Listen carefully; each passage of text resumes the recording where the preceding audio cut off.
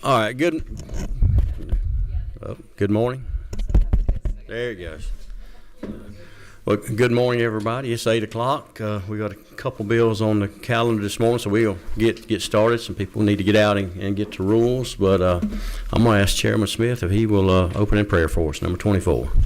Thank you, Mr. Chairman. Lord, we do thank you for this beautiful day you've given us. Thank you for the rain. We ask that you be with each one of us as we make decisions that affect all the citizens of this great state.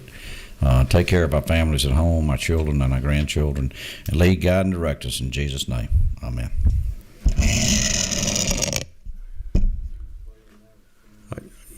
Are you in a hurry? Okay, well, all right. Well, we're going to start this morning with House Bill 247. Chairman Powell, if you want to just present from right there, you number 23. Thank you, Mr. Chairman. Committee members, I bring to you this morning House Bill 247. Pretty cut and dried bill. Does a couple of things. First and most simply, it allows a written consent to transfer electronically information about the DUI schools back to the department. That's where everything is going today. Nobody wants to send a written copy of things. But the most important thing that we're doing in here is forever what we have done legislatively is that driver improvement schools and the DUI schools, we've always set the amount that they can charge for their services. When I was first elected, I always thought that was kind of crazy when we just let the free market prevail. But what we wound up doing and what had always been the purpose of that was that you do not want driver improvement schools, nor do you want DUI schools getting in a price war and lowering the content of those courses or the quality of the courses. People who have been charged with the infraction of a drunk driving charge, we're hoping that those DUI courses would do some good as far as changing their conduct. And what we've got in front of us today is two things. One on the driver improvement courses, which is the 6-hour course.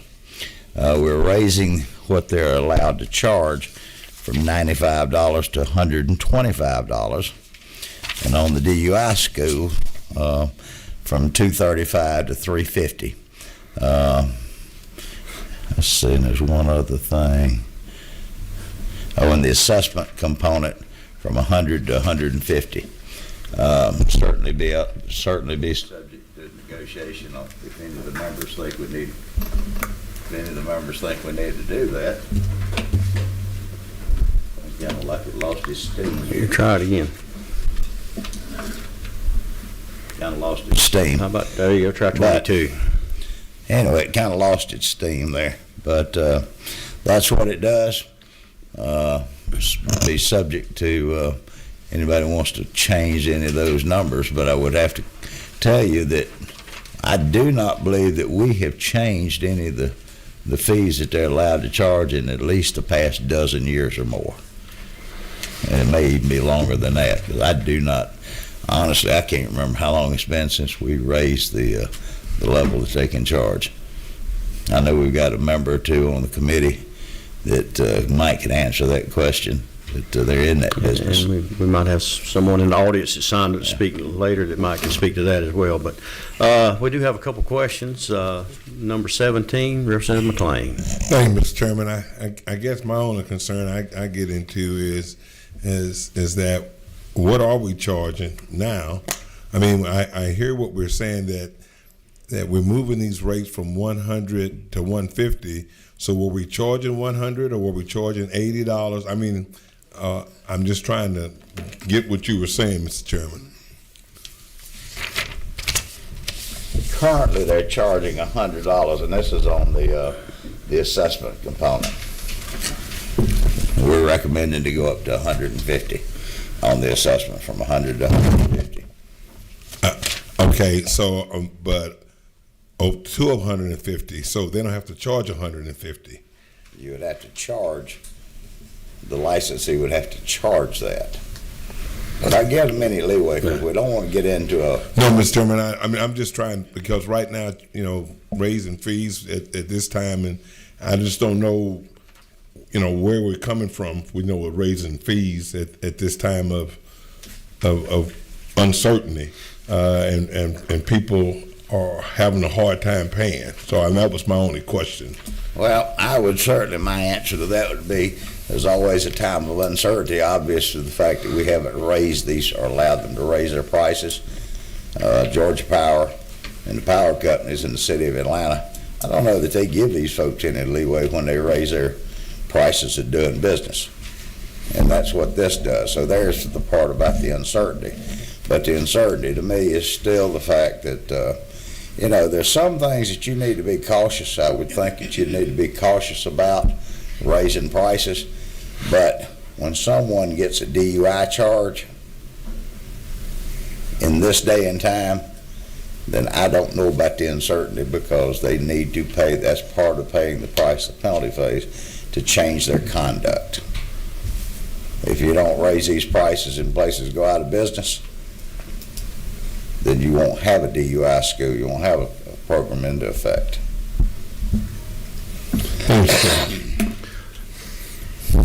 Number 15, Representative Alexander. Thank you, Mr. Chairman. I hear what you're saying, that you're thinking that to change the conduct, change the fee structure. So what I hear is, I hear from my neighbor, I hear from citizens in my community, they can't even pay the amount that is on here already, what they're being charged, and now we're raising the fees? Might I make a suggestion that they don't drive drunk? And I agree that people should not drive drunk, but I also don't agree that we should always be changing the fees. And that's definitely not going to change the conduct. Thank you, Mr. Chairman. Number 12, Representative Taylor. Thank you, Mr. Chairman. While I concur that some form of deterrent needs to be established, like my colleagues, I do have concerns in reference to the amount the fees are going to and where they're going. They're going to the schools, and so the schools are benefiting, and I'm trying to make the connection between the schools enhancing their revenue and not the victim, but the person that's taking the course being, I guess, reformed, for lack of better words. I'm trying to make that connection. I'm not quite sure I understand the question. The fees, the increase in the fees is to deter repeat behavior, correct? No, ma'am, That's the just course cost of doing itself, business. the courses itself are designed to deter any future conduct, hopefully to train, retool people not to be drinking and driving or drunk driving. The fees themselves are nothing more than just a business model that these people have to pay lease, they have to pay the mortgage, they have to pay utilities, they have to pay the price. It's just like any business, the price of doing business. And the fact of the matter is that we haven't been on top of this to raise fees in years. One of my good friends on the other end of this podium said, it's about how much can people stand? Well, people that are in business know that between inflation rates and the price of doing business, a lot of these aren't doing very well. So if we don't give them some kind of an increase, they may not be into business very long. If I may, Mr. Chairman. Then we'll go away with the DI program. So do we have any data or statistics on the number of individuals attending these schools? Just a broad perspective in comparison to the stability of the actual school itself. You're saying it's a business model. So is a business servicing on average 20, 30, 40, 50? Just how prominent is this drinking and driving and being mandated to go to these schools? There may be someone, Mr. Chairman, from I guess DHR keeps those numbers at DDS. I think the ones at DDS would keep the numbers on the driver improvement schools, and DHR would probably have the ones on the actual DUI courses. Right, now, nobody's here to address that. I don't. Yes, Miss Leslie. Good morning. My name is Shavonda Leslie. I serve as the Director of Governmental Affairs and Communications for the Georgia Department of Driver Services. We can get those numbers that you're requesting. I just want to make sure I understand what you're looking for from DDS. Do you mind repeating that? Oh, I'm looking to see the urgency of increasing the prices. I mean, the amount of the fees that can be charged. Is it because there is a lack of individuals being mandated to take these courses, or is it that because if you're got 20, 30 people a week coming in, and you're at the regular 150 model, then you are making money.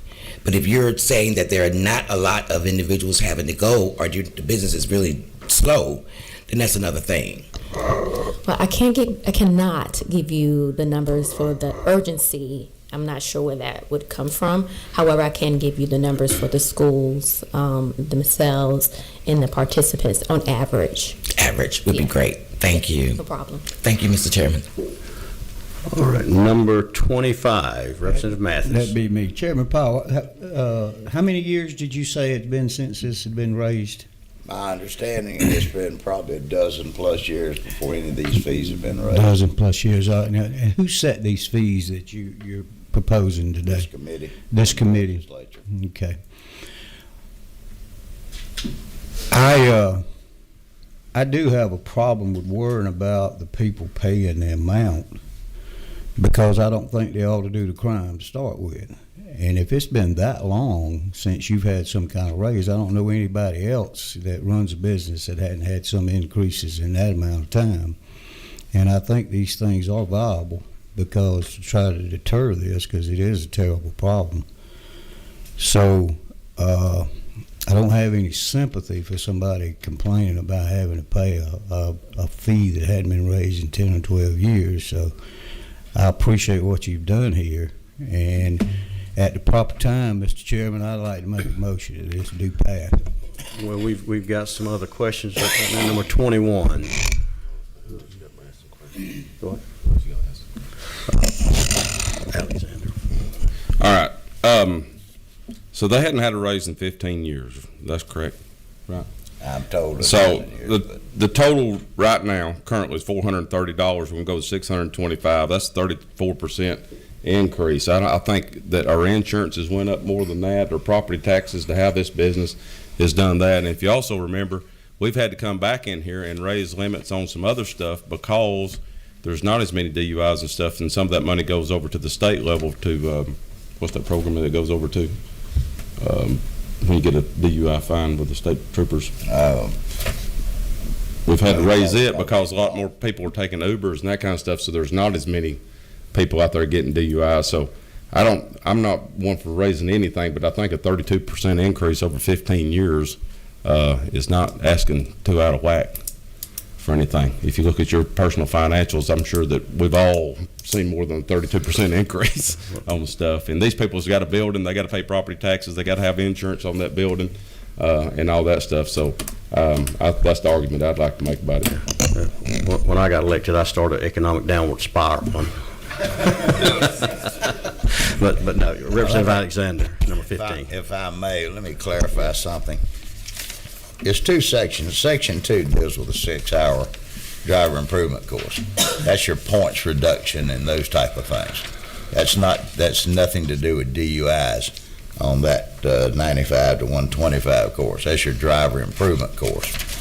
The DUI course would be the 150 on the assessment fee and then 350 on the intervention component. That's the actual DUI course.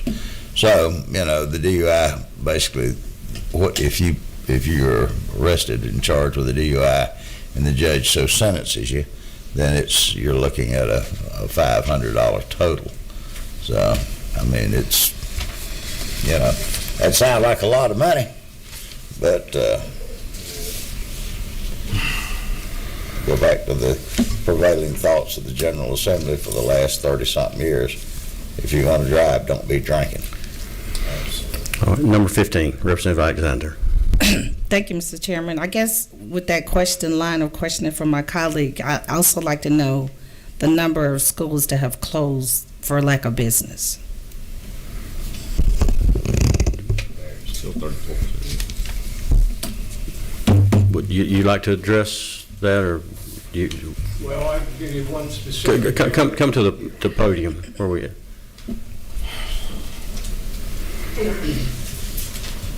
Thank you. Good morning, Mr. Chairman, ladies and gentlemen of the committee. My name is Barry Schrank. I'm president and owner of Taggart's Driving School. We went in business in 1957, went to work for Mr. Taggart in 1974, and bought the company in 1976. So this is my 44th year addressing this committee, and this is the 7th time in the 44 years that we have talked about the tuition and raising the tuition.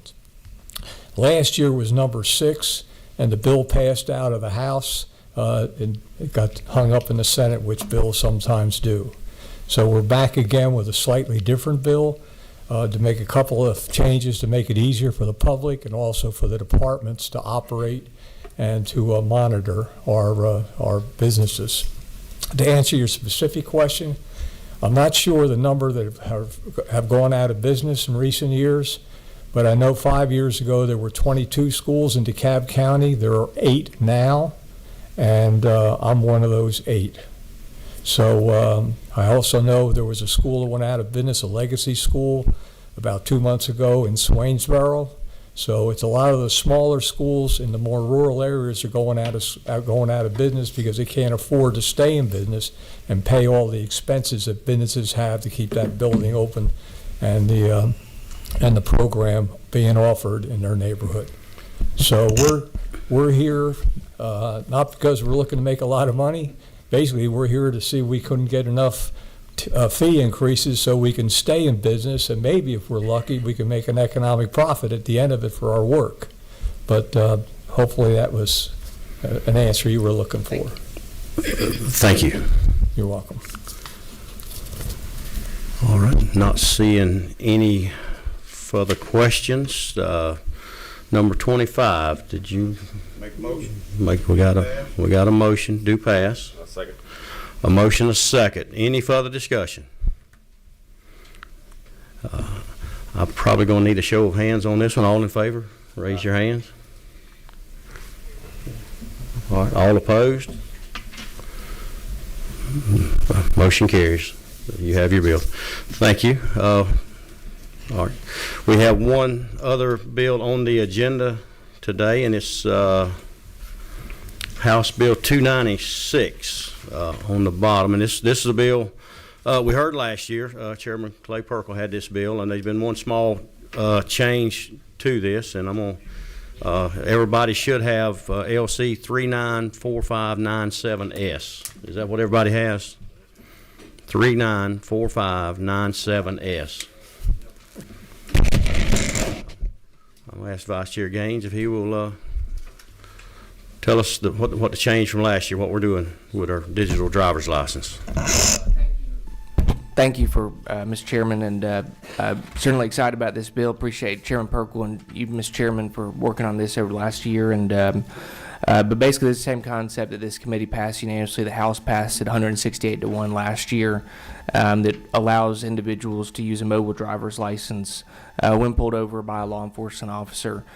We've been talking to the sheriffs and other law enforcement agencies on this measure, and so we did make a minor change, Mr. Chairman, to your point, from last year's bill, and that change can be found in line 31, and then also on lines 48 to 49. And what those changes do is it allows for if the law enforcement officer has the proper equipment, they would go ahead and be able to accept it today, and by July 1 of 2027, all law enforcement officers would be required to accept the mobile driver's license. This gives time to ensure that all of our officers have the equipment needed to do this. And I will just mention, I actually met with Apple yesterday to discuss this, and the technology is there. I mean, it's today an officer, there's an app that officers can, that the state could coordinate and agencies could work with Apple, where they would be able to, through an app, an iPhone app on the officer's phone, they'd be able to scan and read both an Apple mobile driver's license and an Android mobile driver's license. So the technology's there. Obviously, I think this is the future. Over 420,000 Georgians already have a mobile driver's license on their phones. It's very easy to use, and so anyway, that's what the bill does. And presently, TSA is the only. That's right. Yeah, TSA you can use. You today. can use that That's right. now as That's a right. legal form of identification That's right. now. And I guess the hesitancy of law enforcement, they don't want to take possession of someone's cell phone. They want to be able to scan it. Scan it, and this That's right. this will That's right. take care of that, and the technology's coming to take care That's right. of that. So, all right, number 24. Yes, sir. Chairman Thank you, Smith. Mr. Chairman. So, local police, county deputies, everybody will be under the same. In case they come to ask me, hey, Vance, is this going to cost us? What is it going to cost us? It can be done with an app from the local. It can web. today, but this wouldn't require them to do it until for the next 2 years. They would have 2 years, and I mean, based on the conversations I've had, the technology is definitely going to be there, widely accepted in 2 years. Very good. Thank you, Mr. Chairman. And I don't know of anybody that doesn't have one of these. That's right. Now, in some Samsung, Apple. And even one of the questions that Apple brought up yesterday, thought was pretty interesting, is if your phone dies, what do you do? Well, they leave enough reserve even when your phone dies that they can still read it. It's pretty interesting. Technology is pretty incredible. So, Okay. Number 12, Chairman Wiedauer. 12 is down. I'm sorry, Taylor. Thank you, Mr. Chairman. And I don't know. This is why I'm asking. There in past, individuals have used their Social Security number on their driver's license. Is there something in place that now mandates that you don't? Yeah, you used to use. And so is there something that mandates now that there's a separation between that? Let's let Ms. Leslie address that. I don't think that's a requirement. I don't think that's on there anymore. No, your Social Security number is no longer on No, there. it's as your- required that it's no longer used. Yeah, on it's it. no longer used. Okay, I have no problem. Thank you. All right, now let's try number 19, Chairman Wiedauer. Mr. Chairman, one at the proper time, I'm going to have a friendly amendment. We were speaking earlier on line 48, changing one word from provided to acquired. Want to make sure that they're acquiring the equipment needed as opposed to being provided that equipment. and that was something we talked to DDS a little bit about, just to make it clear. I think it'd be changing be provided with, just take out those Correct. 3 words to change to acquire. Just so there's not a question of who's providing it. And the author doesn't have a problem with that. No, sir. Now would be the proper time to make that. I'll make a motion to approve with amendment to line 48, striking shall be provided, or Just be provided, striking be provided with, and replacing that with acquire. Do we have a second? All right, I think now we need to get a motion on the original bill. All right, we have a motion. Do we have a second on the original bill? All right, now we vote on the amendment. Vote on the bill as amended. All in favor, say aye. Aye. All opposed, like sign. You have your bill. Thank you, Mr. Chairman. Thank you for the bill, and you didn't say anything about britches like Chairman Perkle did. Leaving his bill fold in his britches. But thank you all for coming Thank this you. morning.